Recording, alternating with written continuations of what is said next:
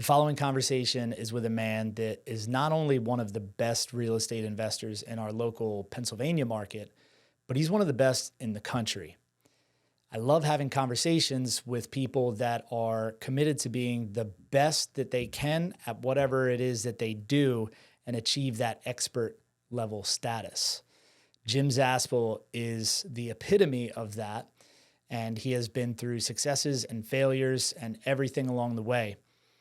He has built a insane wholesale company, fix and flip company that flips more houses than I would even know what to do with, owns rental properties. He knows creative deal structure and everything in between.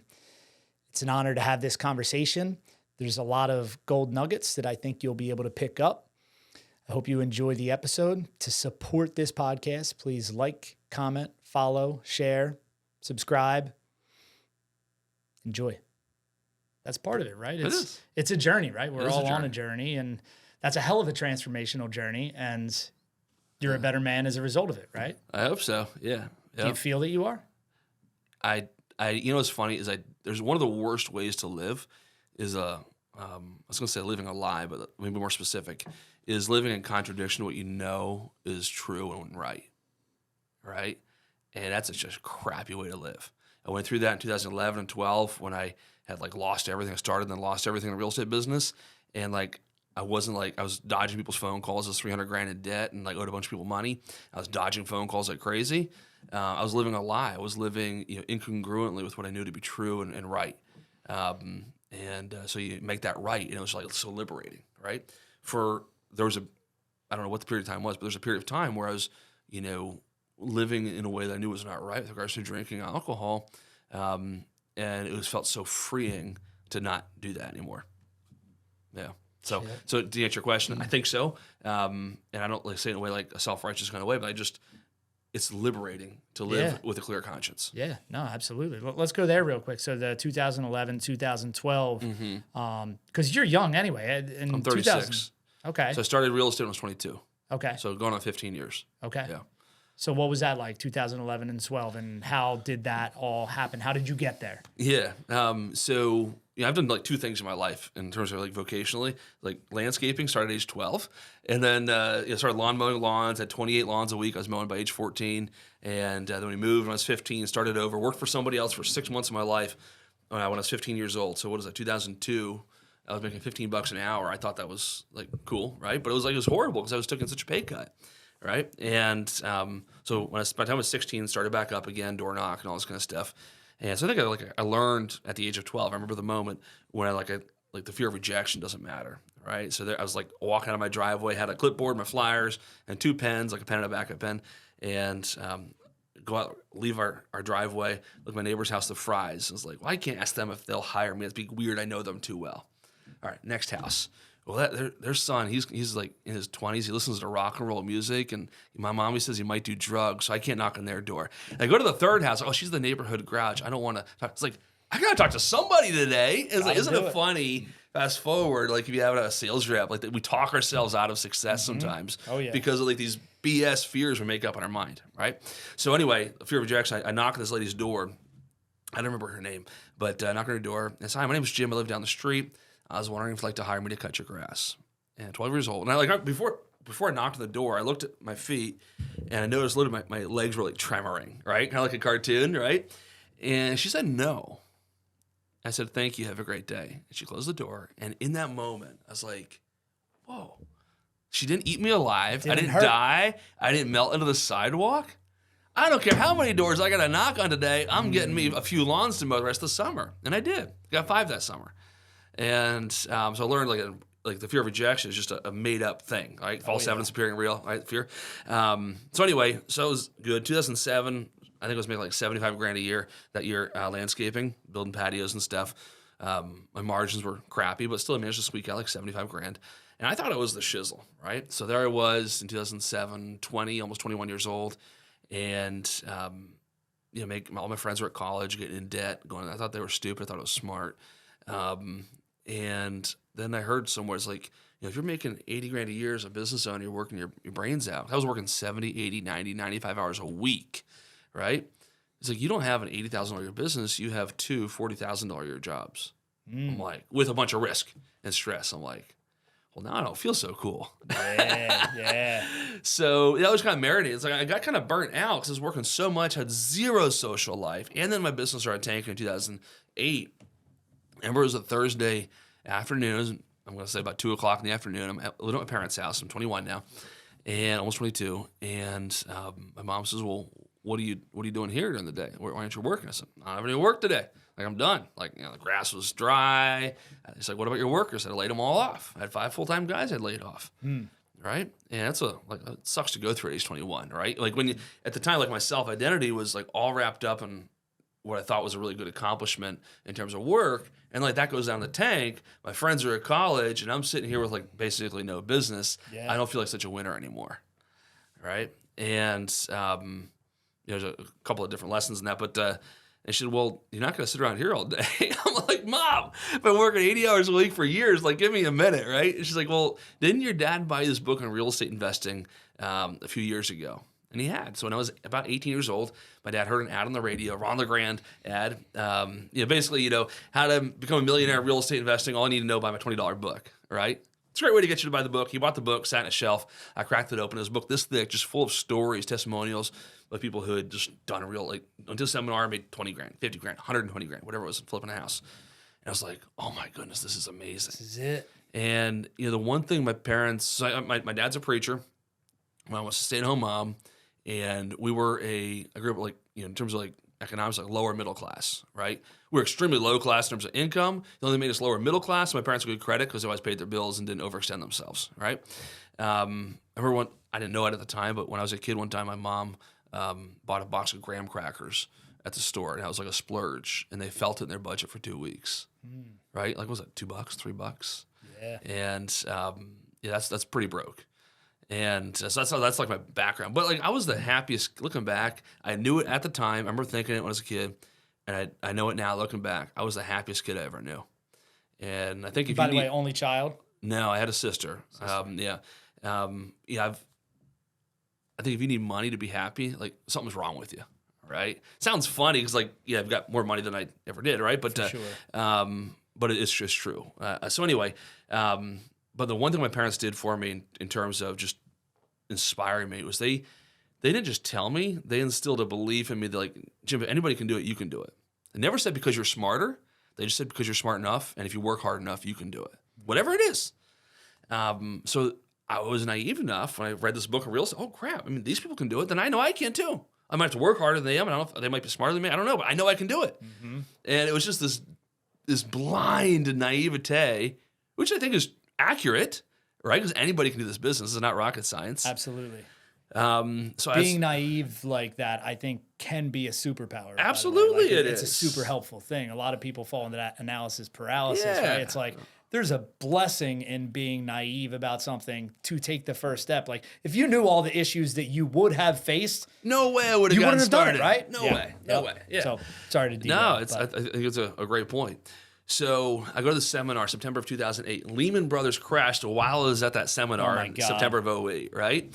when I went to the seminar, Drew, I didn't know how to spell real estate. I thought it was one word. I didn't know there was a letter T in the word mortgage. I knew nothing, right? But they said, here's how to get some FSBOs, some for sale by owner ads. Go call them and come back with 10 lead sheets tomorrow. So I go to the business center, the hotel. I print off 10 lead sheets. I call 55 FSBOs at night, and I come back with my 10 lead sheets. I was the only person, Drew, in the seminar who did that. Crap. And these people said, oh my goodness, aren't you afraid? That's not some foreshadowing. Yeah, they're like, wait. I said, afraid of what? What do you mean?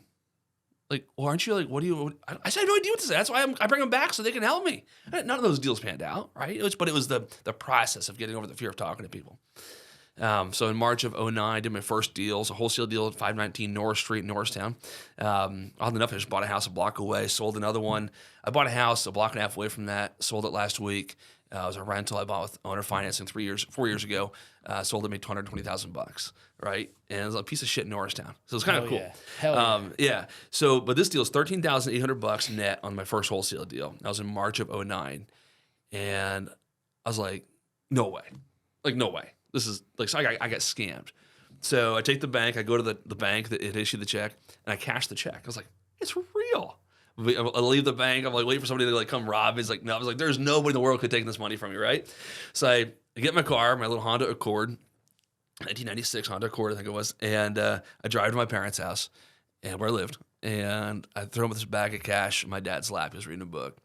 And he opens it up and says, oh my gosh, what'd you get into? I just did what you guys told me to do. I said, Dad, that's my first real estate deal. If I can do it once, I can do it 10 times. If I can do it 10 times, I can do it 100 times. If I do it 100 times, I can keep going and change our lives forever. And I remember that conversation like it was yesterday. And you know what he said? He said, I believe you can do it. He said, I don't know how, but I know you can. And so within 2 years, back to your question, 11 and 12, this is like the backstory. Yeah. No, so I love this. Within 2 years of getting started, I accumulated, I think, 46 units over the course of 29 buildings. So bought them subject to, bought them seller financing, leased them with the options, with the right to sublet and the option to purchase, doing sandwich lease options and selling seller financing, all this kind of stuff. And on paper and theoretically, this stuff made so much sense, all right? But I had an attorney tell me, Bruce was his name, Bruce Shaw, nice guy. And he said, Jim, he said, here's what I don't like about it, and I don't think you should do what you're doing. He said, you got a mediocre person at best selling you their house, a mediocre situation at best. You have a mediocre person and a mediocre situation at best. The buyer, you're putting those two people together, but you're in the middle between two mediocre parties trying to keep everything together. I just don't think that's a recipe for success.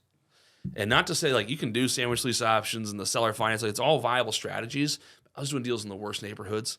And then I wasn't managing my contractors well. I'd paid them too much money too soon in the project, which of course then they didn't finish. I was, my tenants would call me and say, Jim, I don't have the money to pay you rent this month. Can you, I said, don't worry about it. Tell you what, and don't worry about the late fee either. Just pay me next month when you have money. No worries. Just stupid stuff, just naive as can be. When I was a contractor, I never didn't finish a job. Yeah, right. Lose 10 grand, make 20, doesn't matter. I'm finishing and doing the best I possibly can. So I was super naive.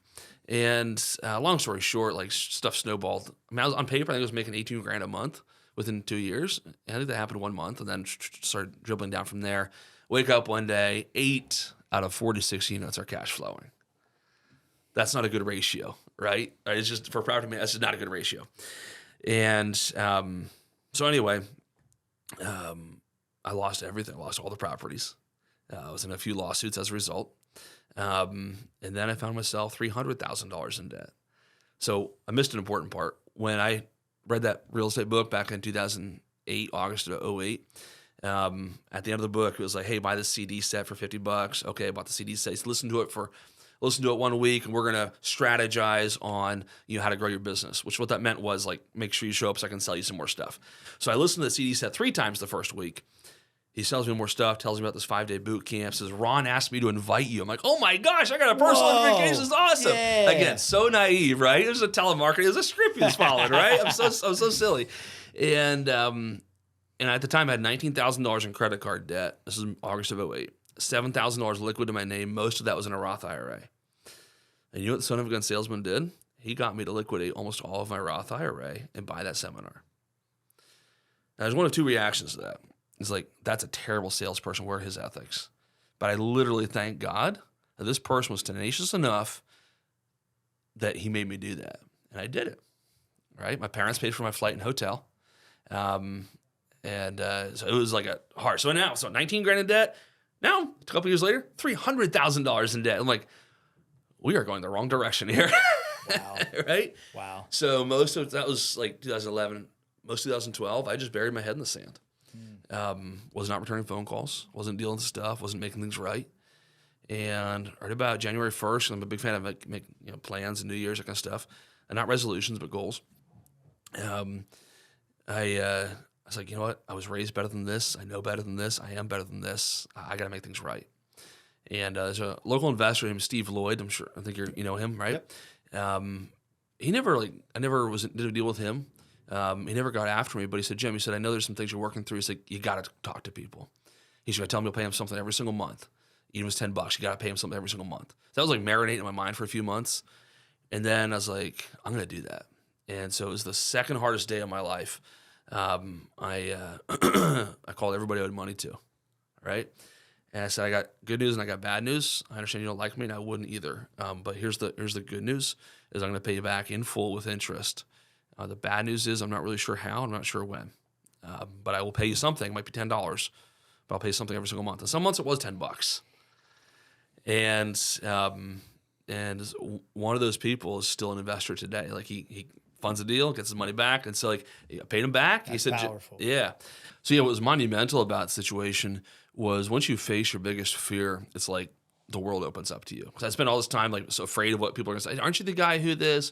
Or, I heard about you this, whatever. It's like that's what I was afraid of. It kept me from making phone calls, kept me from going to meetings, right? And so once you face that fear, like the world opens up to you. Anyway, it took me 2.5 years to make all those wrongs right, but I did. So what did you do in that 2.5 year period? Started wholesaling again in 2013, right? Doing like wholesaling houses, just trying to be super cost effective with everything, all the marketing, right? And then in 2014, this girl and I started flipping houses. She brought in an investor. She's now my wife, by the way. And I got kicked out of all the local RIA meetings, the DIG meetings, everything else. They didn't want me around. And I was this huge personality, like I just, a really cocky, obnoxious individual. And I drove the big yellow Hummer so we buy houses on it, right? And that like was in line with my personality at the time.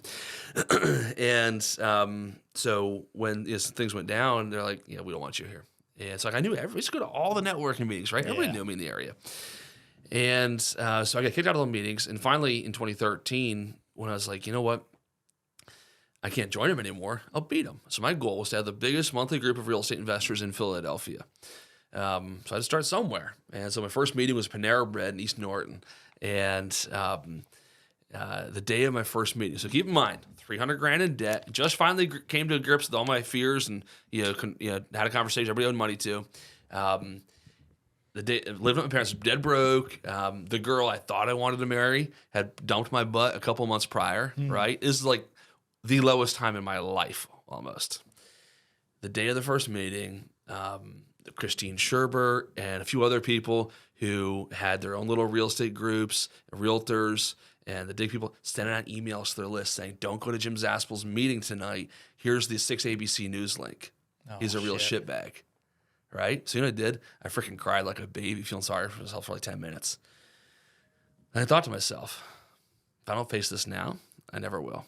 So I sent an email out, say, hey, I'm sure you've seen the emails going out. By the way, if you didn't, here's the 6 ABC News. I'm going to tell you how I made this mistake, how you can avoid it in the future as well. I've made some big mistakes. Hopefully I can help you avoid making the same kind of mistakes I've made. Powerful. So I had 26 people RSVP for that night. 28 people showed up. One of them is the girl who's now my wife. That's where we met. And it's pretty freaking cool. Story. Yeah. So it took like 2.5 years. I started wholesaling. We fixed and flipped 9 houses in 2014, 36 in 2015. I think it was 48 or 52 the next year. And it's been not always growing up, but most years going up from there. But so they lead me for a few years. And so we got married in February of 2015. I was almost out of debt by then, but not quite. So I was dead broke. Sugars, when we met, like, I was like a few years behind on my taxes. I had like a 570 credit score, and it was $300,000 in debt. I don't know why she married me, but she did. So it's kind of cool. Dude, that says a lot about the woman as well. It does. Right? It does. Yeah. I was her project. She fixed me. I love that too. Too.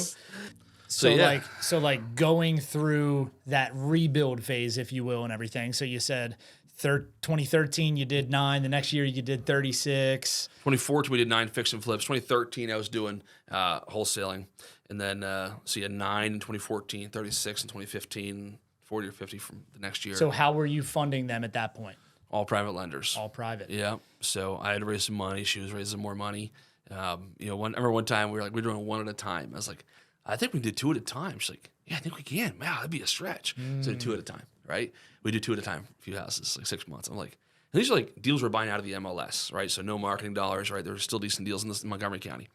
And then I was like, yeah, I think one day we'll do 10 houses at a time. She's like, no way, right? Couldn't imagine I would do 30 to 50 at a time usually.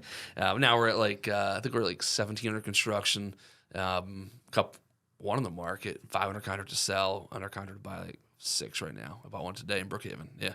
So, yeah, it's I think it's funny. Like we just have to allow ourselves to think bigger and not be restricted by our own prior experience. Right? We've been empowered by our prior experience, learn from it, but not be restricted by it. It's really hard, right?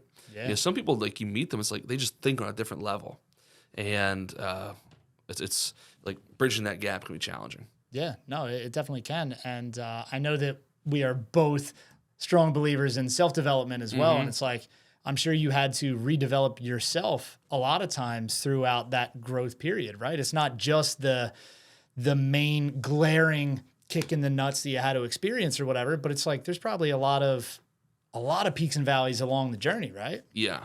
I think one of the worst things you can do for yourself is not believe that you have self-limiting beliefs. That's because it's like, otherwise you'll never achieve much more than what you have. Otherwise you're like your thermostat for what you expect from yourself in terms of finances, relationships, anything else in life will always be where it's at, plus or minus 10%, until you increase your internal thermostat, right? It's like you take a salesperson, they're used to making 10 grand a month, and if they close a few deals, they make 10 grand by the 12th of the month, they will suck the rest of the month. And so I have an acquisitions guy, been with me for several years. I took him out to lunch like 5 years ago, and I had an idea as to how much he had made at his previous job, and we were 60% of the way through the year, and he had eclipsed that number. And I knew this, so I took him to lunch. I said, "Hey," I said, "what did you make at your last job?" He's like, he told me. I said, "You need to determine that from now on you make X number of dollars, and that's what you deserve to make. It's what you will make come heck or high water." He's like, "Okay, well, like, what do you mean?" I said, "Because you've never made more than you've already made year to date. If you don't adjust your internal thermostat, you will suck the rest of the year." I said, "You need to start telling yourself that you're a X number of dollar per year person." And to his credit, he did. So that's fantastic. Yeah, that's fantastic. I'm sure we can talk real deep about that, about training sales teams, sales people, and everything, right? Because it's one thing to be on that development journey yourself, but then to be continually trying to grow as a leader and then trying to grow other people as well, and helping them break through them limiting beliefs and everything. It's like, first you have to break them on your own, and then you can do what you did and help somebody that works for you break their limiting beliefs, right? Like that's huge, man. It is, but not everybody wants it. And so you gotta be careful what position you put those people into. All right. There's some people like, I think this is okay to say, like, I'll just say I went through a downsizing last year. I had 25 employees, all sales and admin, no construction admin, but like 25 people. And I had to make a change, right? My overhead was $350 grand a month, and like I wasn't gonna be able to sustain it much longer. I was like, every job's up for grabs. I was on vacation for 3 weeks. I got to figure out what we're gonna do here. Every job but one. Her name was Lauren, right? Everybody's job was up for grabs except for hers. I knew she needed to stay, and she's one of these people. She is like incredibly responsible, consistent. She thinks well, she's proactive, but you couldn't pay her enough potential income to go have a outside sales job, commission only. Like there's just no amount of money. Sure. Like it could not do it, right? And so she's an excellent employee. Like I put her dollars to donuts because anybody else in the industry, right? But she's just not somebody to put in an outside sales role because that's just not what she wants for herself, right? And so one of the most important things you can do for somebody is help them identify what do they truly want for themselves. And not everybody is like you and me. Like I'm motivated by the potential to go to something below zero or the sky. That motivates the heck out of me. It paralyzes other people. Why do you think you have that in you? Because I do too. And it's something that I think about sometimes. It's like, I know that I'm a really motivated and driven individual, and I don't really know where it comes from. I started working at a really young age too. I did some landscaping. I had a paper route. I did all these things. Yeah. And I think even from a really young age, like I was always motivated by possessions, right? I remember like when I was 10 years old or 11 years old, with my paper route, I saved enough money to buy a $3,000 Gibson guitar. And at that young age, that's a crap ton of money, you know? And I've always enjoyed having like the best of whatever it is. So I was definitely from a young age motivated by the physical things, right? Yeah. But I think a lot of that went away as I got older. So it's like now, like I don't really care too much about materialistic things. Of course, I like to, indulge sometimes, we but do. now it's a whole lot more about my family. So I think about it often. It's like, what does keep this fire lit inside of me? Because there's nothing that can fucking stop me. And I Right. don't really deeply understand why. Like, do you think about that? I do think about it a lot, and I struggled with it for a while because I read this book. Is it Patrick Lencioni's book, Start With Why, and all these kind of things. So I spent a long time looking for some overarching thing that drives me, like discerning it within myself, like what drives me. And I think it's a mistake. Because Patrick Lencioni's book was about the company and like a mission that's different. But so I don't mean to disparage that book. But our why can change. And like you just Very said, true. it used to be some possessions, and now you're not a Planero boy anymore, right? I used to want, and this is just the thing I wanted forever. There's a blue Lamborghini Murcielago and a yellow H1 Hummer in my driveway. That was what I wanted. It's on a vision board. I found a picture. My buddy Carl sent it to me of a blue Lambo and a yellow Hummer in the same driveway. That was what I wanted. Hell yeah. Couldn't imagine. Wanted it. Like I could buy a Lambo and a Hummer, and there is no freaking way on God's green earth I would ever blow the money on maybe the Hummer, but not the Lambo. But the Hummer's kind of cool, right? But I just wouldn't do it. Like it would kill me to do it. I'd rather leverage that money and go buy 20 more rental properties. Right. That would find exciting to me. So our why changes, right? So what do I think drives me? I mean, another part of my story actually I started working at age 6. We started cleaning a doctor's office 5 nights a week. We drive 20 minutes, clean for about an hour, and drive 20 minutes home 5 nights a week, starting at age 6. Wow. Right? This is like my mom and my sister and me would do it, right? But my mom used to always lecture me because I was like dilly-dallying, looking at a magazine and whatever, or, spray stuff on the window and draw designs. You were 6, I was so there's 6, that. Right? There is that. But throughout my entire childhood and 10, 12 years old, my mom said, Jim, if you don't fix your work habits, you will not be able to hold down a job. I was a terrible worker. Then I realized you can make money by working. And it got me. So right? cool. It's the coolest thing ever. But I think what really drives me was I had 2 childhood experiences, 3 things in terms of work. That was one. And I was like, I guess I need to change. I don't know. But who cares? I was 10 or 6 or 12, whatever. But then I remember one time as a kid, I'm guessing 8 years old, maybe 10 years old, had a conversation with my dad. And my dad's office was always at home. So I never had the traditional experience where kids see their parents leave. They're gone for 10 hours and come back, right? So my dad was always home, doors closed. He was doing his studying, and he had a great work ethic. That's part of where I got my work ethic from, a large part of where I got it from. But I had this conversation. People work. I said, how long do people work? He says, well, 40, 50 years, and then maybe you retire. I was like, but what, you have a bunch of different jobs? Well, a lot of people have the same job for their whole career, maybe 2 different jobs. So you're telling me people go out and they do the same thing every day for 20 years or 40 years? He's like, yeah. And I knew, I didn't say anything because I'm the only business owner in my family. I was like, that's just I knew I didn't want that. So for me, freedom and independence to just do what I want is massively important. Another experience I had, so my Aunt Ruth and Uncle Neil live in Minnesota, love them dearly. And I was a child, maybe a similar age. And it was summertime. I remember distinctly we were trying to coordinate schedules so that they could come visit us in Pennsylvania for Christmas, months in advance. They couldn't get off of work.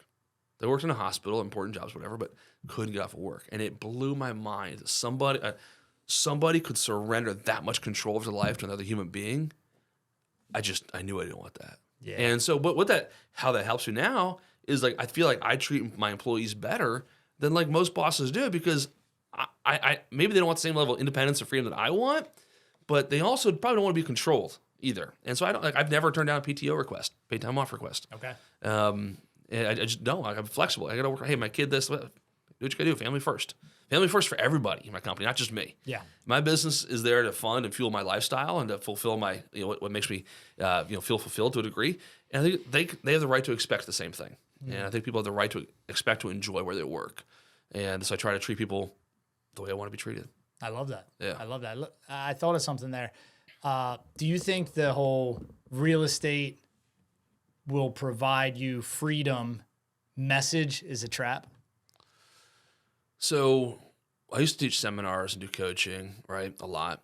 And That was the number one answer. People, why do you want it? Why real estate? I know. Right? Everybody, Freedom. You said it. I said it. Everybody is Right. the same thing. That's why we all started. I don't want to be locked into a job. I want to own assets. I want to have like a lifestyle. I want to leave a legacy. That's how everybody starts. But especially early on, no matter what you're doing, whether you are doing active income and it's wholesaling, flipping, whatever, whether you're buying rentals, for the first couple years, you're going to have to grind your ass off probably a lot more than you were in that 40-hour work week. Right. Would you agree with that? Yeah. So that's like the word freedom is an accurate word, I think, depending on how you define it. Right. And so I always tell people, say, well, we want freedom. It's either freedom from something or freedom to do something. Right. When some people say freedom, like on YouTube and stuff, they mean, chill with Mai Tais on the beach. That's not what I mean. Like, that's a fun thing to do like a couple times a year. But you're going to get bored pretty soon. Right. For sure. So when I say freedom, I don't mean chill time, got nothing to do all day, because that's called misery, in my opinion, right? Totally. And like you got drive like nobody's business, it's going to be misery. Mm-hmm. So for me, what was it freedom from? Freedom from letting anybody else have that kind of control over me. Freedom from being beholden to anybody. Like, I'm beholden to God and my wife, and in that order. And beyond that, it's like I'm beholden to my employees because I've made a commitment to them, and I take those responsibilities seriously. I don't want anybody else. Right, so I don't have any partners. I don't like being beholden to people. So freedom from being controlled is one thing for me. Freedom to do what? I mean, I want to pursue something on my own term. I want to pursue it, right? So it's freedom to do. I say do what I want, not in a like who cares about anybody else, but freedom to pursue what's interesting to me. Yeah, that's what I mean by freedom. I love that because everything does come down to how you define the term, right? Yeah. And what it really means to you. It's the same thing with purpose, right? Like what does life really mean to you? Everybody has their own philosophy, their own why, so to speak, right? Yeah. So that's really cool. That's really powerful. But I just know, and at coming back from Collective Genius, which is a mastermind, if you're watching this and don't know what it is, I met with a lot of guys that are in their first couple years of business and they're still in that solopreneur phase, and they see everybody else. They see me with the team. They see other guys that have 10, 20, 30 employees doing 3 million a year, 5 million a year, whatever. And they all think that that's like the next step for them, but it can trap them and make them really unhappy if they're not clear on why they're doing that in the first place. Like a lot of guys that are in that solopreneur phase, they really want to have that, okay, well, I only really have to work 10, 20 hours a week and I do have more freedom and I can make a decent amount of money. Yeah. But then they think that the next step in progress for them in their business journey is to hire, to do more, to scale, to go to the next level. And I've seen a lot of guys end up really miserable as a result of it, Yeah. So I think that can be a trap if you're not clear on what you want and why you want to do it. Like I've had the conversation with even some of my employees, like a year ago, 2 years ago, like at any time where things are really challenging, it's like, I guess it's kind of been a sense of security for me as well, that I always know in the back of my mind that if I were to shut everything down and just go back to just being myself, like I could comfortably make a couple $100,000 a year In your sleep. working much less than I do now. In your sleep. Easier. Yes. Like literally I could put more in my pocket and keep it there and work less than I do right now. But I'm on a different path, a different journey you're right now. And I'm building doing something. what I want to be doing. No question about it. Yeah. Yeah, I don't know. It's a question like I ask myself many times. There's like a boogeyman moving the door there. It's crazy. It's like, I can go, that was so August of last year. So we were, in Maine at this lake, Sebago Lake, beautiful lake, for 3 weeks. And it was like the first 5 days were miserable. I hadn't done a good enough job, like setting everybody else up to not need me. And I think like there was just like, oh no, Jim's going away. Who's going to answer my questions? And it's like, there was like this, let's just call Jim, like it was nonsense. So it was my fault. I didn't equip people well enough, didn't set up a good enough standard. But also we switched CRMs from Podio to Salesforce with my first day of vacation. I had a CSO and a COO. I got like 2 6 figures. Like they can handle this crap. Turns out they couldn't. But so it's just like there was a lot of things that just kind of came to a head. And but it's like, why am I doing this? 100 plus rental properties I've got some resources, and I can flip 10 or 20 houses a year in my sleep with really no marketing dollars, just through relationships. Go attend some networking events, spend an hour a day making phone calls to wholesaler sources, and I can flip 10 or 20 houses a year in my sleep with really no marketing dollars, just through relationships. Go attend some networking events, spend an hour a day making phone calls to wholesalers. I'll generate deals. We got a couple that reached out to me, right? So connect with my acquisitions guy. We go get the contract. I can do that. I can make a couple few $100,000 a year in my sleep, working 10 hours a week, doing fix and flips in the suburbs. So I asked myself last year, why aren't I doing this? And it's like the days of, and this is a challenging realization to come to, but for the team and for my employees, is not a good enough reason. It's not a good enough reason. Because at the end of the day, like when you're stressing out about money and you got all this stuff going on, you can't relax, and like that doesn't really help your marriage, right? So now all of a sudden, like I'm valuing my employees more than my marriage, and like so my priorities. I wouldn't have admitted that, but I had to realize like my priorities are kind of messed up. And it's like I got to make some change. So those 6 were off the top. So I was left with like 18 or so people, and I was like, well, I can either replace those 6 and just keep growing, or I can scale out even farther. And so I thought, what would that look like? Who would I keep? How would this? And you got to consider things like, cross training, and like, it's like, 1 is like a terrible number in business. 1 lender, 1 contractor, Scary, 1 employee, right? It's a hard number. But like, so you want to, cross training, multiple people. It's like, then you have a bigger team. So I scaled down to 7, and I made more money than ever this year. And probably twice my best ever year this year. Part of that's because I sold a couple of rentals, but still make my net, and I work less than last year. I'm not stressed. It's good. Wow. Yeah. Wow. Well, would you say that, because I changed to CRM too when we were kind of at scale, and I know that is definitely like dropping a bomb in your business. Now, I didn't have a CSO or anything like this, or a tech guy, it was all me. Did that or the market, the economy, like I'm sure they both played a factor, right? So, or was more of an we internal? scaled up like in March of last year, and then what was it, July? The market kind of took a little bit of a stumble, and so we weren't quite good. We weren't quite hitting our numbers, right? So our numbers, we needed 9 contracts, 10 contracts a week. We were getting 6 to 7 a week. So we were off at 30% or so, give or take, on our numbers. And so nobody's doing quite. So if we'd had 6 more months to get good, I feel like we could have withstood that stumble. It's really like 6 months too early, or too late, or the market adjustment came 6 months too soon for us. So if you take away one of those 2 factors, it would have been better, I think, right? Because I would have made some personnel changes. We could have tweaked some things. But I think that would have helped. The reason I changed CRMs is because I was spending $125,000 a month on marketing alone, right? And when you spend that much, throwing that much mud against the wall, you got to track it really well. And so the most important thing when you're tracking it is have like easily obtainable and accurate data. For sure. Right? And then, all Salesforce is, all Podio is, they're just glorified spreadsheets with a cool UI, cool user interface. That's all they are. But like the user interface makes it easier to obtain the data. And so awareness is the first step of change. To become aware of the data, can make changes accordingly. And for your sales team to do their job and do it more efficiently. Super important. Tracking, mark, all this kind of stuff. So at that scale, it was the right decision to make. Spending 6 figures a month on marketing. At the scale I'm right now, Podio would have been just fine. But we made the transition. I spent the 30 G's on Salesforce. So it's like I'm sticking with it. Yeah. So yeah, because I know when we switched, it was the beginning of last year that we switched from, we were on FreedomSoft, switched over to Podio. And our reason for switching, similar to what you said, it's like, better visibility of metrics and everything. You being can able to customize do more stuff on Podio. Exactly. Yeah. And in my mind, I was like, well, we're building a custom solution with Podio to solve all the shortcomings that our current system has. In my mind, I'm like, this is going to be an easy transition. We're building it exactly for what my sales team needs, what we need, right?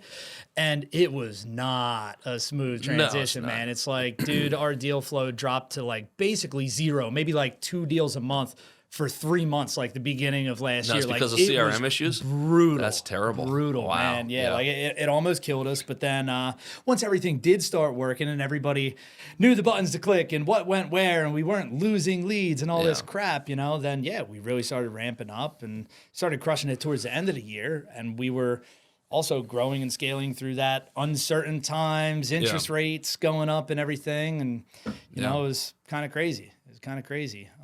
The market change is a little interesting, isn't it? It is. Yeah. It really is. It's bear with me 1 second. You're good. All right, cool. There we go. Didn't need the second wire. We're done with that. Money. Yeah, I got my money, so it's good.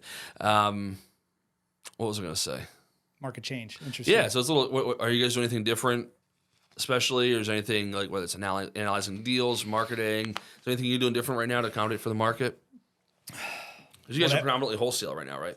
Mostly wholesale. I swore that I wasn't going to flip anything this year. I ended up flipping one. I relapsed. I did it. Did it go well? Yeah. No, it went great. We were supposed to close it last week, actually. Buyer pulled out. New buyer lined up. Whatever. No big deal. But yeah, super simple rehab. If they could all be like that, it was probably, in the grand scheme of things, 10-day rehab, $15,000, and we're making $65,000 or $70,000 on it. Dude, so why wouldn't you do that? Exactly. Yeah. No, I think like you can't be handcuffed to these. Oh, just stick with wholesale and stick with one thing. It's like, well, but if I get a great More and tools easy in your opportunity, tool belt. Yeah. And my 11-year-old did a lot of the rehab. I kind of wanted to, That's cool. prove a message there as well, that it's like, it's the good work ethic and being around the business for her as well. Yeah. And to show a bunch of other people that didn't buy that deal, like, this was so easy that my 11-year-old did it. There you go. That's a good video right there. You paying your 11-year-old? Of course. So she was super happy. That's cool. You doing any like cool tax planning stuff with that? I don't. All right. So what you could do is you can pay, what is it, $5,000, $6,000 a year? It's up to $6,000 a year. Yeah. So it's tax free to her. Is it a girl, your daughter? Yep. Okay. Tax free to her, but you get the write off yourself. And in order to contribute to a Roth IRA, you need active income. Guess what? She has active income. She can contribute to it now. She's 11 years old. Start stacking that stuff. Yeah. My kids get paid for marketing because I use their picture on my postcard. All right. And so they get paid every year, get a little write off. They get and we contribute and something to think about. That's awesome. Something to think about. Yeah. You just do that six months a year. Don't even tell her about it. Or $6,000 a year, and just keep doing that. And she'll be worth millions and millions of dollars by the time she's 59 and a half to get the money out tax free. Dude, I love that. Yeah. I think tax efficiency is just such a thing that's overlooked by so many people. I had a buddy of mine reach out to me. He's out in Pittsburgh. I say, dude, he's like, I didn't buy enough rentals this year. I've got a massive tax bill coming. What should I do? I'm like, first of all, like, I'm not a tax professional. Yeah. But like, it's October. Why are you thinking about it now? And I said, because it's October. Yeah. I said, you need to talk to your CPA about like what happened in the previous part of the year. I said, but for the rest of the year, like, why don't you just do most of yours in retirement accounts? Do your wholesale deals in IRAs. If you got parents or whatever, have some Roth IRAs, do it in there. And then they can take the money out tax free if it's a 5-year-old account or more. And there's cool stuff you can do like that. Yeah. So retirement accounts for me are a good portion of tax planning. Okay. Yeah. I love that. I love that. So you are doing that stuff already with your kids? Mm-hmm. With the kids and then our own Roths and then parents and whatever. Yeah. That's awesome. I don't pay the government jack diddly. I love that. Federal. So I paid, sugars. I think I paid $39,000 Pennsylvania State for last year. But I managed to generate a $1.7 million net operating loss federally. And it's carrying forward to this year, which is cool. Yeah. Yeah, man. Yeah. So I like me some bonus depreciation. Yeah. No, I love that. Yeah. So you asked like, what are we doing differently, like in the market and everything? The simple answer to that right now is whatever it takes. It's sure. like the deal that we're talking about right now. If I was looking at this deal a year ago, there's probably a 90% chance that I'd be like, I'm not even going to really go down this path. Like we have such an influx of deals. We have so many things going on. It's not worth the mental energy because it seemed like a tight deal to me. And I know you're a lot bigger on the creative stuff, so I'm sure you'll be able to figure something out with me on it. But yeah, a lot of the deals that we're doing right now, it's like they're very complicated, very hairy deals, and we're having to work a hell of a lot harder to get them done. So that's what we're doing. You got to. I think that this market has already evaporated lots of buyers, right? It's going to evaporate, which consequently evaporate lots of wholesalers as well. And if you can stay alive and make some money in the meantime, then you'll come out the other side. Just focus on dialing in your systems. You'll come out the other side ready to crush even better. But I don't think it's quite time to get greedy yet. I still think it's a little bit time to keep back. So like this year, so last year I bought 48 rental properties. This year I've bought or about to buy 4. Okay. That's it. Right. Okay. So a lot different from last year. Very much so. 2 of the 4 are seller finance deals. Okay. Right. The other 2 are just like so easy, good, stupid, like it was impossible. The one I bought in Brookhaven, we're buying it for 110. Is that right? I think it's 110, 120. Beautiful. I think it's 110. It needs, we're going to paint it. We're going to do a little bit of flooring, replace the boiler, 20 grand. At least $20,000 work. Windows are great. Roof's Love new. Kitchen's good. Bathrooms are good. So 20 grand. ARV is like 265. I bought it from Nate and Harrison. Appreciate the deal, guys. You could have sold it for more if you just give yourself more time. Sorry. You know, Could have sold it to Drew for more money. that's right. Do you know Nate Beekman or Harrison Hall? I do. Yeah, great Yep, guys. yep. Great guys. I bought their first deal ever wholesaled. Really? Yeah. That's cool. Yeah, in Pottstown. And their third deal and their fourth deal. And I don't know what deal we're on now. But yeah. Anyway, so it's like, buying it, I'm all in for like 130. ARV is 250, 260. So I'll get a loan for 180, 190, whatever it is on the Beautiful. refi, and pull out 30-ish grand tax free. Yep. I'd rather take 30 grand tax free and keep the asset than make 65 and flipping it and paying the taxes. Even if I have the NOL carry forward to offset the income, I got to pay at some point. So it's, I sold, I think, 6 rental properties this year, right? And I've only been buying, this batch of rentals, I have 137 rentals, I think, 119 buildings, give or take. And I've bought all of them in the last 4.5 years, right? And I sold some, and I was like, once it's like, all right, kind of could use some money here, some extra cushion, want to put some dry powder aside. If I can clear 6 figures, I'm selling a property. And it blew my mind how many buildings I owned that I can clear 1 or 2 6 figures. Yeah. Should I own like a year or 3 years? It's crazy. And I have 92 rentals in the city, and I hate the city of Philadelphia. No, do you? Do you? Yes. Yeah. So anyway, it's like rentals. I think it's always good, no matter what the market's doing. Find a way to like keep putting some assets on. Because what's the name of the game? Take active income and buy assets and just wait. Charlie Munger says the hardest part of investing is waiting. And it's so true, right? Because we're so impatient. We want to flip that stuff and make some money. Yeah. Super important to wait. And I know that like some of these deals I'm selling this year, it's like 10 years from now, it's like, dang, sold it for $450. Could have been worth $650. Yeah. Right? But it's all right. I'm going to go turn that and make other money. So one, Marcus Krigler is a guy from CG. Mm-hmm. And he talked about his whole video on the return on equity, right? So what are you actually doing with your equity? It's not about the cash. I always looked at deals like cash on cash return, Yep. right? How much cash you got in the deal? If it's 15% or more, I'm keeping it and I'm cool with it, right? As long as I can float the cash. But he's like, well, you've got 6 figures in equity in there and you're making $300 a month. That's a horrible return on equity. You need to recapitalize the deal, get most of your equity out, or sell it, get your equity out, put it in something into 10 houses making $300 a month or whatever you put it into. And so looking at the return on equity, I think is really important. But you got to balance that with like your goals, Right. And what are you really after? Once we get all of our stuff stabilized, if every one of my single family rental properties were occupied right now, I'd make 50 grand a month in net cash flow. Beautiful. That's after principal, interest, tax, insurance, and 21% vacancy maintenance management. Okay. Right. So it's Now, like that strong word you said there was if. Yes. It's not. So like I've bought 48 of them last year, and I've had to turn every single one of them. We're almost done. Right. So right now, I think I have 12 that are like stuck in eviction, like either awaiting a court date or just got assigned a court date. Which in Philly, so here's the progress. You familiar with like the eviction process in Philly? I don't own any rentals there, but I have plenty of buddies that do. Count your blessings, somewhat, yeah. right? So, they default, right? So they stop paying you. When do you file for eviction? Well, like I want to give people some time to work it out because sometimes people catch up. So depending on if they're making any payments and their level of communication, I'm a month or two until I file for whatever the first step is. I forget what it's called. I'm drawing a blank. It's not filing for eviction. It's the a workout program kind of thing, right? Okay. Has to go through a process about 30 days. If they don't agree to that, can't work it out, then you file for eviction. And you get, within 1 to 3 months right now, you get assigned a court date. You don't have a court date within 1 to 3 months. You get assigned one within 1 to 3 months. So 2 months, 1 month, 2 months later, I get a court date. City of Philadelphia has employees. You know what these people's sole job is? To stand outside the courtroom and say, hey, do you like the outcome? Oh, you were an hour late. Do you want to appeal this? We'll push the court date back a month and a half from now. Okay, so I get assigned so 2 months later, I get assigned a court date. That court date might be 2 more months later. At that court date, they can show up a day late it's an hour or a day late, I forget what it is, and appeal it. New court date, I can win. And then the new court date's a month and a half later.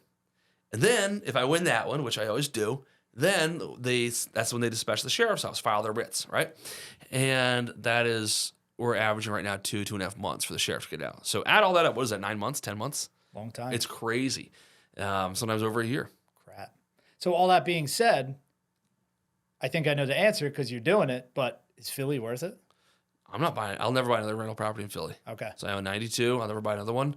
It's like, why don't you sell the ones you have? Because like the return on effort is so low. If I sell them right now, like values have gone down 10 to 20% on a lot of my portfolio since I bought it in the last couple of years. Okay. Right. So it's like, why would I? Like, I got decent debt on it, permanent financing, either like long-term resets or no resets, fully amortizing loans. Why would I sell it? I'm just going to keep it. This year, I thought I would pull out like $300,000 to $500,000 on my rentals or refinances. About 3 to 4 is what I thought I'd pull out. Year to date, I'm just over $500,000 I've put into my rental properties year to date, and like thank God I've been able to. Otherwise, I mean, I'd be in a world of hurt right now. Yeah. Yeah. Yeah. No, that's huge, man. Yeah. And I saw a post you made on social media about that, and I think some people were giving you a hard time about it, but that's the freaking reality, you know, like, and you need to be prepared for it. If you are undercapitalized and a rainy day happens, it can wipe your ass out no matter how much of a baller you think you are, you know? What was your experience? Because another thing that I saw you share on social probably last year or whatever that was super helpful to me was you getting out in front of tenants being behind on payments and everything. I saw you made some letter where you were basically communicating with them and saying, hey, look, the most important thing is communication with me. If you got an issue, just let me know about it, what's going on, and we'll see how we can work through it. And thank you for that. That was helpful. I'm sure other people found that helpful. So when COVID happened, so rewind to like February, March of 2020, right? So there was talk of this bill that was going to pass that said nobody has to pay rent. Like, it hadn't even passed. And I'm like, oh, this could take me out. This is not cool. Yeah. So I was like, what can I do? And I believe strongly in the law of reciprocity, right? You do something good for people, they treat you better back, right? So I sent all my tenants a letter and said, hey, we're in a crazy time right now. It's hurting all of us. To be clear, you owe me money every single month. To be clear, here's my responsibility to you, safe and functional housing. But as a sign that we're truly in it together, not just as like some slogan, I'm going to discount your rent by 10% for the next 6 months. At the time, it was 40-something tenants I had. So that letter cost me a bunch of money, right? And all through COVID, my property managers, I have one for the city and one for the suburbs, kept telling me, said, Jim, like your portfolio performs better than anybody else's. And I said, why do you think that is? He said, well, that letter you sent, people reference, still talk about it. The tenants still talk about it. It's built so much goodwill. And so I think that was like one thing I did. But my continual, and my wife did not want me to send that letter because it cost a lot of money, right? Like 30, 40, 50 grand. I don't know what it cost. Lost a lot more. Yes. But we stayed pretty dang current through COVID. It was like I bought a portfolio of 33 houses last year that like they all needed to be turned, and it took me a lot longer than I thought we were. I got 3 extensions from my lender. Terrible. So I was supposed to pay back $3.5 million in March, and we're almost done paying it back. Yeah, so I got extensions. I have a default because I got extensions. Yeah. But like, and at one point they started. It was Anchor Loans, great company. The lady I was corresponding with, she's like, we might not extend again. I said, listen, please take my properties. Take them. I said, I'll sign it today. She's like, oh, we don't actually want your properties. I said, I know. So work with me. I'm doing all this work. Here's where I've detailed status update for every single property. And like I called her bluff, right? Yep. But anyway, so on an ongoing basis, working with tenants, I've been there, right? I've been in a rough spot. And so I recognize that just because people are going through a rough spot doesn't make them a bad person. And so I don't get angry. I told my dad the other day, it was a couple months ago now, I was explaining a delinquent tenant situation, and like he was visibly getting angry about it, right? And he's like, that just irks me. I can't stand a thief and blah, blah, blah. And I don't disagree with him at all, right? I said, Dad, I can tell you something. He said, what? I said, you can never be a landlord. He's like, why? I said, because you take this crap too personally. I said, you can't. Yeah. You cannot take any of this personally. Yep. I said, you got to take the approach of, this is the business I got. It's what I signed up for, right? So what can I do to control the outcome? So I send that letter, and I tell my property managers, listen, people they get current on their rent, but they got like 3 or 4 late fees on their balance. Offer to waive half of them if they just pay within the next 45 days. Like, I like people to get to zero. So I don't work with people on rent. Like, there's no deals. You owe your rent. But on late fees, I'll negotiate those. And it's like somebody has like a lot of them, but then they paid up all their back rent and utilities. They have 8 late fees. So tell them to pay 2 of them, and they'll waive the others. So I try to work with people. I tell my property manager, listen, if they ever talk to you, it's like, we'll work with you. We'll give you time. If you're communicating and you're paying me $100, $200 a week even, I'll hold off on the foreclosure. Yep. Right? And so I think work people, they feel respected, they feel human. But I'd say that one of the most important things they do to maintain a good relationship is we don't go more than 24 hours without addressing a maintenance request. Okay. So maintenance causes turnovers, and maintenance and turnovers are what kill landlords, right? And so it's very important. They feel respect. Imagine how vulnerable and helpless you'd feel as a tenant. You're in a very fixed income. You're renting from somebody, and maybe it's not the best neighborhood, but it's like it looks like a clean house, and then like your fridge doesn't work or your stove doesn't work, and it's like I can't cook, I can't afford to go out to eat, and like maybe some landlords take a week or 2 to get back to them or to get somebody out there. We don't do that. Yeah. So I treat them as human, like I'd want to be treated if I were in their shoes, and I think it works out pretty well. But some people are going to game the system no matter what, and it's okay. Yep. That's what it is. It's a part I'll sign up for it. I think I got another $150,000 I got to put in the portfolio this year, and then we'll see. Yeah. Yeah. No, it is what it is, man. Yeah. That's absolutely right. And I think that's just a big part that shouldn't be undermined is, sometimes you do have to pump money into it. You know, it's like you may buy everything thinking, I'm going to have the trifecta, right? I'm going to have the equity. I'm going to have the debt pay down. I'm going to have the cash flow and everything. And it's like sometimes that works out and sometimes it doesn't. That's right. It was crazy. Like last year, like there's been a couple times throughout my business journey that I've had to rely on my cash flow from my rentals, Mm-hmm. And it's been my saving grace at least twice. Like I would have had to declare bankruptcy years ago, at least twice, if I didn't at least have my cash flow to fall back on. Yeah. And so it's, I guess going through that, it kind of made it always feel like my safety net. And man, last year, it's like when everything went wrong for me, everything went wrong at the same time. It's like I had multiple projects. Here was one of them, $150,000 over budget. 2 other ones, $100,000 over budget, burnt through $400,000 in a couple months.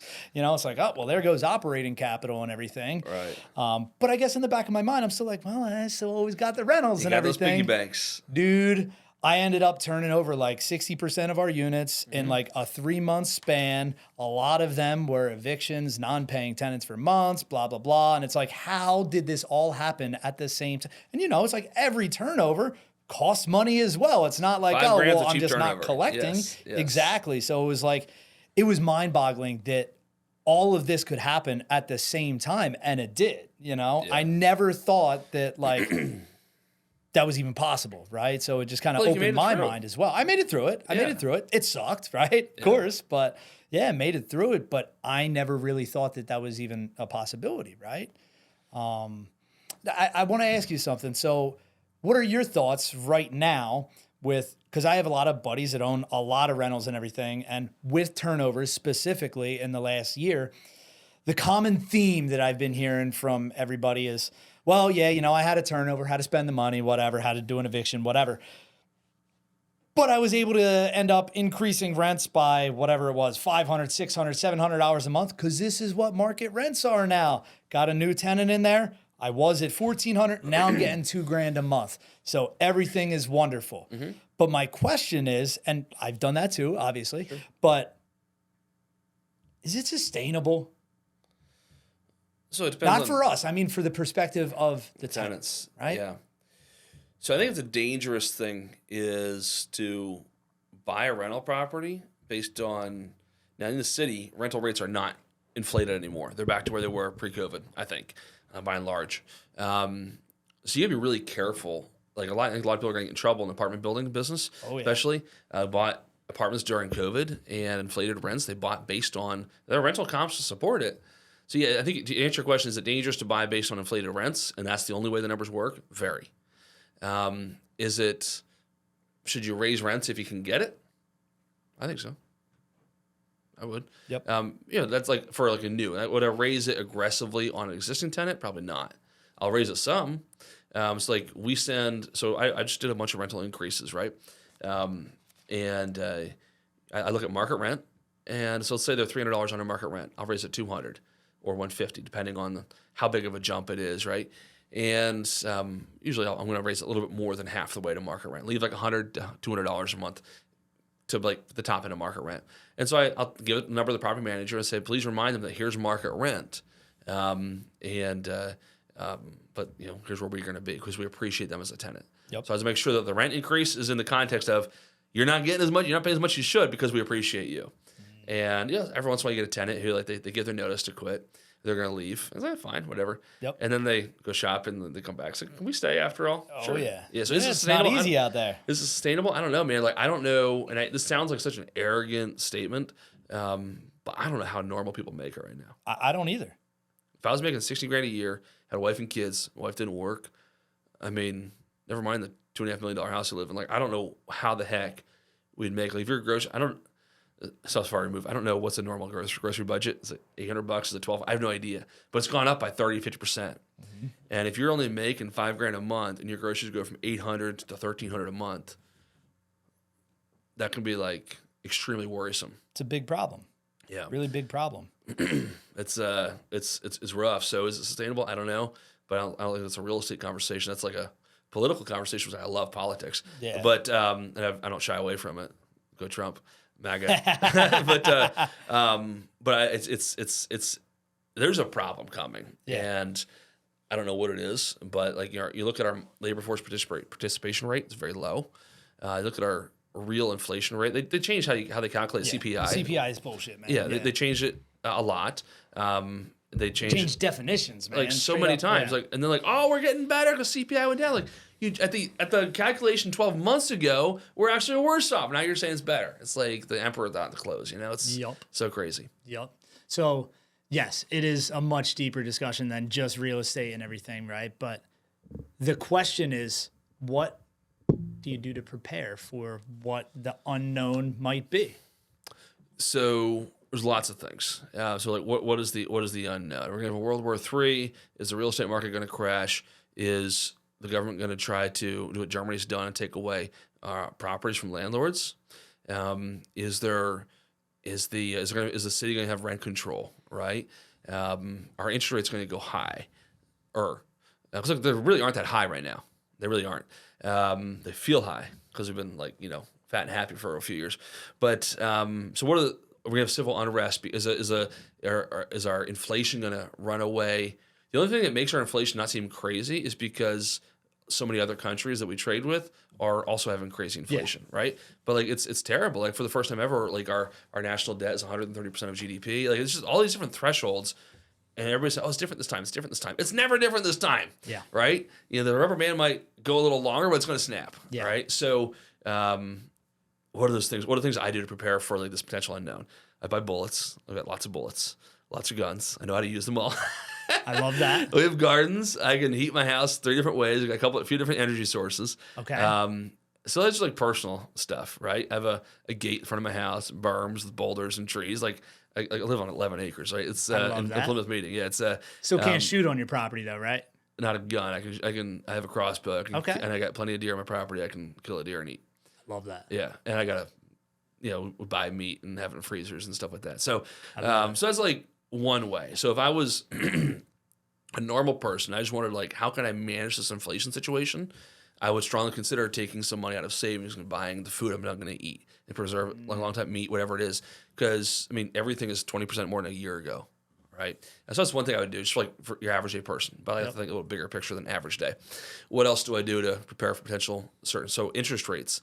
So I always I want to deal with the devil at my door first, right? And the devil at my door first is taxes. So buying rental properties, I'm not paying taxes in a while, right? I haven't paid them in a while. I think I'm good for this 2023, and I'll be we'll see how much I buy. Next year the bonus depreciation goes from 80% to 60%. I can probably not pay taxes this year or next year. It depends how much money I make and how aggressively I work the retirement plans. So anyway, that's one way I prepare for interest rates is or inflation is I offset taxes. So taxes is one thing. Interest rates, whenever possible. I'm refinancing 11 houses right now, rentals, going from bridge to permanent financing. There's a one credit union offered me, is it 6.75 or no 7% that went up to 25-year AM, 15-year balloon, 5-year resets or 5-year adjustables. Okay. So the 5th and 10th year it adjusts at 5-year Treasury plus 3, right? And like that would be 8.5 right now, I think about. And I'm like, gosh, that's a gun to my head. Or I go to DSCR lender, I get quoted 8%, fixed for 30 years, no balloon. It's like $80 more per month in debt service. Like I'll take that. Yeah. That's a security. Like that's a known. That's a known. That's a know to have, right? So that's a big thing is like don't like these rate resets and stuff. It's like, like I'll take a. I would rather have a DSCR loan at fixed for 30 with a 5-4-3-2-1 pay down prepay. And then like I did it and pay a prepay if I want to refinance in 3 years. Yep. That's one way I did prepare is so watch your financing. Obviously, like you want to make sure you're disciplined enough to take money off the table. Easier said than done. So how do I do that? So discipline is not one of my natural leading characteristics. I don't know if you can relate or not, but like absolutely. It's okay. Hard. Yeah, it is hard, right? And so like I get money in, like I want to spend it. I don't blow it on dumb stuff besides guns, but like I don't blow meaningful amounts of money on dumb stuff. I buy houses with it, right? And so I don't need a letter for that. I'll just pay cash for that one, right? Or hey, we're $800,000 over budget. I'll just pay cash for that. It's okay, cool. It's cool. Don't worry about it. And then you do that like a bunch of times, like, well, sure, where'd all my money go? Oh yeah, right? And it's gone. We've all been there. Oh yeah. So one of the ways I get disciplined about doing this is I do 1 or 2 flips a year per retirement account that like mine, wife's, family members, whatever. And if it's her parents or mine, worst case scenario, they can take the money out tax free without penalty because the accounts are more than 5 years old and they're over 59 and a half years old. If worst case scenario, don't let the IRS listen. They could take the money out and gift it to me. Of course, I have to pay taxes on that. In theory, or they could buy something, whatever. So that's like a worst case scenario. So it's like a forced saving. It's a really important thing to do. I heard this before is like make it really difficult and annoying and a pain in the ass to take money out of an account and then put money in it, right? I like and so that's what these Roth IRAs are for me. It's like I can access that cash, right? Yeah. But it's a pain in the butt. And then like once it comes out, if it's not a loan, like it can't go back in. Yeah. If my mom takes $100,000 out of a Roth IRA and she goes and buys a boat for me. Right, it's my money. I put the money in there. Right, it's my flips. Then like I can't put that money back in there. Right, it's out. And like so make it painful to take money out of a savings account. So that's one way. So stack some cash for like a worst case, and then be really slow to like I'm pickier over the last 4 years on what deals I buy for flips. So what does that mean? Like the one we were talking about earlier, right? It's no basement. It's the only house in the neighborhood with no basement. I mean, I'm not going to buy that unless it's like a 10 or 15% discount ARV. It makes sense for like a cash deal, right? In reality, it's probably a 5% discount on ARV. But I'm just going to be super careful. So I like to buy a house that's normal for the area it's in, low inventory, with a conservative ARV number and an aggressive, meaning higher than maybe reality construction number. Because like construction numbers, I don't recall the last time I was under budget. Right. I never have been. I say all the time, never. I think I can count one hand. I've done nearly as much as you, but never hit a rehab budget. Yeah. So I just make sure every house is normal, low inventory neighborhoods. Make sure you're being realistic with the comps, and make sure you're being realistic with the construction budget, and that way you're not having mistakes. So we've had a number of houses where I don't need to make $60,000 on a flip. I'd be okay with 40. I go into it with a 60. I offer based on 60, and usually I'm making about 60. But sometimes I made 30 or 40. Like that would have really sucked if I going into it plan to make 40. I wound up making 5 or 10. That would have sucked. Yeah. That's working for free. It's not worth it. Yeah, and it can put you in a really bad spot when there's another change or whatever happens. You got a lot of moving pieces. Even still, right? Even with scaling back in your acquisition, I still got 6 figures a month in overhead. Right? Yeah, that's a lot, man. Yeah.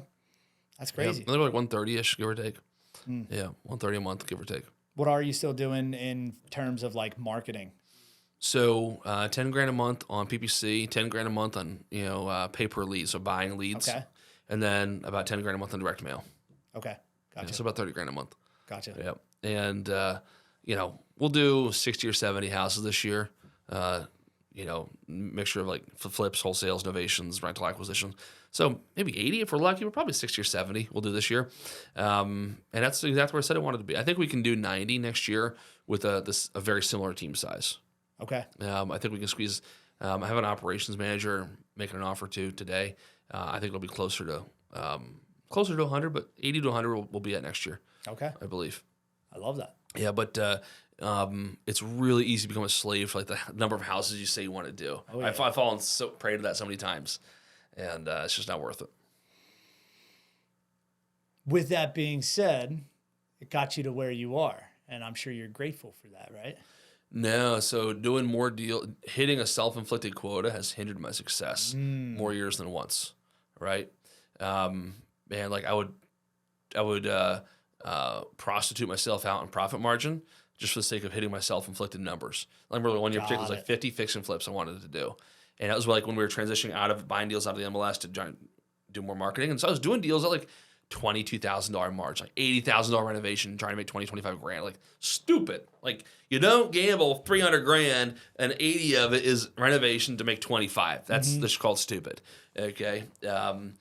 It's just a dangerous path, right? So I think you just have to approach it like I don't care if I ever buy a house again, but I want to make sure my margins are there. So low level, high level, margins got to be there. You got to be taking money off the table all the time. If it's $1,000, you know, which take something off every single deal.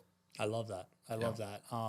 One of the things, you know, for me that I have kept saying that I'm going to do for the longest time, but it goes to discipline. You know, I've wanted to implement like a profit first type of system and everything in the business, and I never have. And talk about self-limiting beliefs. It's kind of one of them things that I just keep kicking the can down the road. I'll do it once, you know, profitability is where I want it to be. I'll do it once we're at X number of deals. I'll do it when we're at this. And it just never really happened. You know? It's just important to do it. So just start small and just, you don't need to wait for all this. Just put $1,000 in an account and like have your wife open up a savings account that only she can sign for. And then like just, you know, you see like at Wells Fargo, you know, you have a joint account and then send it to there and she's going to put it in the savings account that only she can access.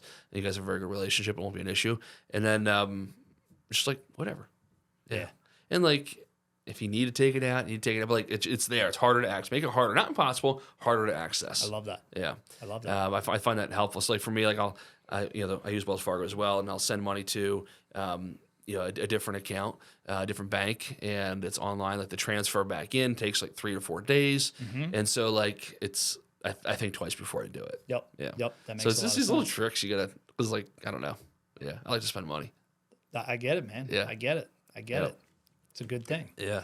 Is there anything else that you want to share with our viewers, listeners today?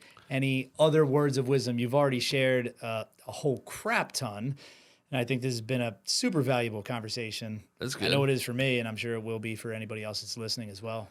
I think like just summarize a couple things we talked about, right? So one is like, you know, make sure you're living a life of congruence with what you know and believe is true and right. That's really important. It's liberating more than anything else, and it's good to do. And then, you know, with regards to deals in your business, make sure you're doing it. Like you talk about, like knowing why you're doing it, and I think we both agree on like the why is like you're doing it for. It sounds selfish. I don't mean it selfishly. You're doing it for your own reasons. Of course, you're not doing it based on, let's go say a measuring contest of who's bigger, right? You're not doing it to keep up with so-and-so. You're not doing it because, like when I quit doing seminars and the Greater Philadelphia RIA meetings and the coaching, that was like everybody, like the GP RIA meetings for every Thursday, first Thursday and third Thursday of the month for 5 years, right? And so it was like a big part of my identity. Yeah. Like, but really, in reality, like I thought people thought about me more than people actually thought about me. And so it's so hard to quit doing it because like it was my self-image thing, but really nobody gives two shits about me, right? And that's a good thing. It's a liberating thing to realize nobody cares about you. it really is. So anyway, so make sure you're one, true to yourself and true to what you know is right, more importantly. And then next, true to yourself with regards to you're doing your business for your own reasons. And I think with your own business, you need to like serve other people and do not be selfish in how you run your business. And then third is third thing we talked about is I take Jason Medley, owner of CG, founders, always talks about taking chips off the table. And it's said so often it can like just water off a duck's back. but you need to do it. And so for me, creating these little things like that savings account online takes a few days, and the Roth IRA, like those things make it harder to access cash, forces me to be disciplined because now I've only got this to work with. Yeah. I love that. That's it, man. I love that, man. That's been super helpful, super impactful. I know you're on social media and everything. I'm sure anybody can just find you if they just search Facebook. I'm the only Jim Instagram, Zaspel on Facebook. Yeah. Boom. Yes. Boom. All right. Well, thank you for doing this. Appreciate you, man. Appreciate you. Yep. Thanks, Jim. We'll see. But I don't know how to shut my brain It's off a lie. of It's that. a lie we tell ourselves, right? So I told myself the probably exact same thing, right? I told myself for years, this actually might be good. We can go ahead and put this on the air. The old me would have, sat down and like planning on getting plastered and probably shouldn't drive home, but I would have anyway. Yeah. And never got caught, never hurt anybody, but like I don't know how. And so I had to make an abrupt change, a little family intervention. It was a rough situation. Yeah. So anyway. Yeah. So I not a drop for a year, and God bless. And now like it's like I don't want to get drunk. Now you know what I mean. It's fun. It's like I got scared. You know what I mean. It's like when you're a teenager and you. This actually would be good content. Oh well, the whole world doesn't need to know. It's like when you're a teenager, you're scared, like you almost get in an accident. You're driving like a maniac, and like it scares the crap out of you. Yeah. And like you straighten up your driving habits. It's kind of what happened. Gotcha. Yeah. Gotcha. Yeah. But so now do you just feel like since you went through that, you did it, you stayed away from it for so long, you're like, okay, I can indulge without overindulging type of deal? Yeah, like, there's still the temptation, there's still the temptation to overindulge, but really, like, I don't want to. Like, I just ask myself, like, who am I? I'm a dad. I'm a husband. I'm a Christian. I don't want to go get drunk. Like, going out and getting plasters, opposite of what good any of those things does, right? And it's like I'm scared of it, like in a good way, right? And it's like I recognize it can get control of me, and so if I just don't go past a certain line, I'm fine. I get that. Yeah. I get that. Yeah. I respect that. Yeah. But it's hard. Like sometimes, like travel or whatever. It's like I love to, let loose one night. And but like now I travel and like that night I might feel sorry for myself for like an hour or two, but the next morning it's like everybody else like headache. Oh, I feel awesome. I feel good. I feel clear. Yeah. I'm so thankful. Like this is the path I've chosen now. Yeah. Yeah. And so it's sometimes you got to take yourself out of the immediate situation. Think like, what am I gonna be glad I did tomorrow? Yeah. Or like, hey, if my wife knew about what I was doing, like, how would she feel about me being like a fool, right? Yeah. And what my kids? I want my kids doing this when they're 18 or even 25. And the answer is no. Yeah. And so I'd ask when I'm tempted, like, I ask myself those questions. And like yesterday, honestly, I want to stop at McGurk's, and it's right near where I live, and it's a bar. And I was like, what am I gonna do? Like, I'm 5 minutes from home. What am I gonna do? Forfeit a half hour of family time to what? Have a drink or two with nobody? Yeah. And then when I get home, I'm not as present. Like, this is stupid. This is not me. So I just have to remind myself, this is not me. And so I just go home. It's interesting. Like I was even thinking about it even last night. Like when I got home, like if I don't have a drink or two, and I don't drink a lot, but every night I'll have 2 or 3 drinks. I feel like if I'm home and I'm hanging out with the kids and I haven't had at least one drink, I am not present. It's almost like my work brain doesn't shut off until I've had a drink. So I can't even be present with my kids, which is probably a fucking problem in and of itself. Yeah. But I don't know how to shut my brain off. It's a lie. It's a lie we tell ourselves, right? So I told myself the exact same thing, right? I told myself for years, this actually might be good. We can go ahead and put this on the air. It's fine. We kind of got into it here, right? So it's a lie we tell ourselves. What are some of the other lies we tell ourselves? Like, I'm funnier when I'm drunk. If you've ever been sober, being around a drunk person, they are not they're funny. Usually not they funny, are retarded, right? Yeah. And we tell ourselves, like, I can relax better. I need it just to chill and go to sleep. When I stop drinking, oh my gosh, my sleep improves so much. But yet we tell ourselves we need it to unwind so that we can go to sleep. It's just not true. How about when you first decided that you were going to stop? What was your sleep pattern like then? Was it harder to get to sleep? Immediately initially? better. Within a few days, like I honestly had like a 30-hour hangover. Like when I stopped, I was still hungover for 30 hours. Wow. My dad thought I was going through withdrawal. I said, no, I'm just hungover. There's a difference. Like, you don't stop and immediately I withdraw. He just doesn't know how it worked, right? Yeah. Anyway, but like once I got like with day 2, so much better sleep. I snore less, right? And I sleep through the night. I used to wake up feeling exhausted after 7 or 8 hours of sleep. Now I'm feeling energized after 6 hours maybe 7 hours. So that was a big benefit. But I will tell you, the first 40 days after I quit drinking was like maybe 30 to 40 days was the hardest thing I think I'd ever done. Not the hardest thing I went through, but the hardest thing I ever done. Because like some things you go through things like you didn't do, they just happen to you. But like it was like the hardest thing I did. It's like, man, this was so hard just to quit drinking. Like someone told me there's a book called This Naked Mind by Annie Grace. And if anyone wants to quit drinking or get their drinking control, highly recommend it. It's filled with like NLP, all this kind of cool stuff. And she talks about how, oh shit, just had a brain fart. What was I talking about? Oh yeah, shit, what was I talking about? About quitting. Quitting, yes. Sleeping well, energy. Damn it left me. So I'm getting over COVID for the third time. Oh, man. And when I have COVID, I get COVID brain. Oh, and yeah. It's real, It's man. a real thing. So the first time I had COVID, 30 or 40 times a day, what I just did right now would happen. Yeah. But yeah, you feel dumb. yeah, You it's legit like feel dumb. Yeah, to the point my employees were just like laughing at me. Like, oh, there's goes Jim again. Yep. It was hilarious, yeah. Anyway, This Naked Mind by Annie Grace is a great book to help you learn to not want to drink, and it's pretty good. But there was another point I was making. It might come to me down the road. That's okay. Yeah. Story of my life, brother. Yeah. But we could talk about ADHD on here too. We could do that, you know? Story of my life. Yes. Had the most brilliant idea ever, and it's gone. Yes, you know? right? So, Yeah, man. But it is interesting though, like to your point about like feeling that it makes you more sociable and everything. Because just coming back from CG and everything, like I've made some of the best connections with people after a full day long meeting. Yeah, hanging out with guys because everybody loosens up. And whether it makes you more funny or not, yeah, we all believe that it does. Yeah. But there's no question that it does loosen everybody up enough to the point where you start to see how somebody really is rather than like the facade that happens a lot in life and business, that it's not always that people aren't vulnerable and they don't want to share something with you, but they're just too uptight or in the moment or whatever it is. And when drinks do start flowing, like it kind of makes it easier to connect at that level, you know? It can, but meaningfully out of question, right? So a couple things in that. So I think alcohol, it doesn't make us more of who we are. It reveals what we truly are because we lose our inhibitions, right? So you ever meet somebody who becomes wealthy, their characteristics are exaggerated, right? If they're an asshole, then they're in a bigger jerk once they get some money. Same thing when you're drunk. Like I've never been angry when I was drinking. Never. I'm a nice guy. I was just nicer. I think I'm a relatively happy person. I would just laugh more, right? Yeah. And that was an excuse. It was a lie. I told myself, well, because I told myself I was happier, and because I was nicer when I drink, it's okay. And it's just like around my kids even. Like that's not. But I'm not meaningfully as present, right? So a friend of mine.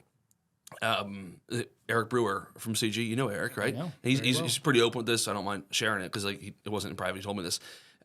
He said one time he's like, it was actually at CG. Like he had quit drinking, I had quit drinking. I was like, it'd be kind of fun to like have a drink or two. I'm not gonna, you're not gonna, but like it'd be kind of fun. He said, yeah, Jimmy. He said, but when's the last time we had something, had drinks together? He's like, man, my wife would be really proud of me right now. Man, my kids would respect me a lot more right now. Man, I'm being a really responsible person. Man, I love what I'm doing right now to be on the 11 o'clock news because I'm so proud of myself right now. It's like, it just doesn't happen when we're drinking. Yeah. It doesn't. No, and so true. It's like these, like, yeah, it can make us this, but like, what does it actually do? It just makes us lazy, I think, in our relationship building skills if we need this, liquid loosener over here to help. And, it's like Eric says, like, I never had like that brilliant idea when I was drunk. Eric would say, right? Never had that. Yeah, so it's interesting. I think it's something, it's a slippery slope, and everybody's like going down it farther than others. Yeah. And so you gotta be mindful of it. Some people, it's like, I have a friend, Dave, he was at like a 5-day real estate retreat, like his family was with him, and he's like, yeah, I had 4 drinks over the course of 5 days. And he's like, what are you trying to accomplish? Like, what, like, that's not who I am. So some guys get drunk, some don't. Yep. And he said, honestly, he said it was funny though, because there's a wide spectrum of accomplishment in terms of the attendees to this mastermind. It wasn't CG, it was somewhere else. And he said the more accomplished people weren't drinking. He said it was funny. That is super interesting. I know plenty of accomplished people who can drink too much, right? So it's not to say it's hard and fast, but it was. But it's a discipline too, right? It is. And it is a discipline. Yeah. So like my rule with my wife, we agreed on is I'm never gonna have more than 3 drinks in a day. Now, do I have 3 drinks every day? No. But if I'm at CG, maybe there's one drink after the meeting. Everybody sitting around the bar. I might have one more at dinner and one more at the hotel bar later. And then I drink bubbly water, like the club soda and lime. Yeah. And like I went to a mastermind like 10 days after I quit drinking. That was hard, right? I went to another one like 2 months afterwards. And by then, 2 or 3 months afterwards, I was at peace with it. And I was happy about it. Because I would stay up till midnight, 1 o'clock at the bar. Everybody asked me, trying to buy me drinks or offer.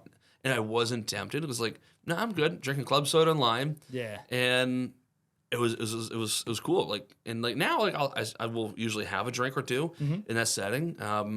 But like, it's like I don't want to go there anymore. I have nothing, no judgment against people who do. I just don't want to because I know what it can result in, the habits and that kind of stuff. And it's just been a interesting journey. And I think for me, when I had a family intervention, it was like I felt like such a fool for what I was potentially throwing away. My dad asked me this question. I don't really remember a lot of what he said that night because I was pretty out of it.